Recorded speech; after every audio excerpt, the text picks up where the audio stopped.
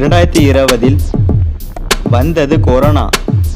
நோயை பரப்புன முதல் நாடு சீனா. உலகம் முழுவதும் பரவிச்சு கொரோனா. போயிருச்சு நிறைய உயிர்கள் வீணா. 2021 கொரோனா வைரஸ் உருமாறி மக்களை கொல்ல வந்துட்டாயாம வேற மாதிரி. இந்தியாவில் கொரோனா இருக்குது உச்சத்தில். மக்கள் எல்லாரும் இப்போ கொரோனா அச்சத்தில். ஊரெல்லாம் போட்டுட்டாங்க ஊரடங்கு. ஊரை சுத்தாம வீட்டுக்குள்ள போய் நீ முடங்கு. அத்தியாவசிய தேவைக்கு மட்டும் போகலாம் வெளியிலே. தேவையில்லாம சுத்தினவன் கதி இப்போ கொரோனா பிடியிலே.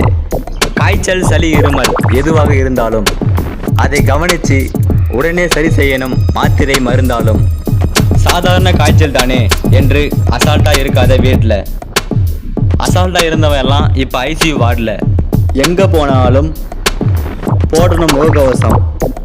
சானிடைசரில் கையை கழுவுவது இப்போ ரொம்ப அவசியம். சமூக இடைவெளி கடைப்பிடிக்கணும். மாணவர்கள் எல்லாம் வீட்டிலிருந்தே படிக்கணும். இந்த கொரோனா வைரஸை முற்றிலும் தடுக்கணும். அதுக்கு மக்கள் தடுப்பூசி போட்டுக்கணும்.